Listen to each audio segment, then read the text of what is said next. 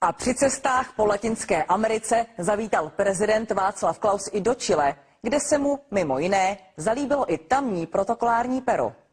Excelencia, presidente de la República de Chile, señor Sebastián Piñera Echenique. Muy buenos días. Quiero en primer lugar dar una cordial y cariñosa bienvenida al presidente Václav Klaus y a la delegación de amigos de la República Checa que nos visita. La verdad es que la República Checa ha tenido siempre una gran participación, presencia en nuestro país. Por de pronto, miren nuestras banderas. Compartimos los mismos colores, pero compartimos mucho más que eso.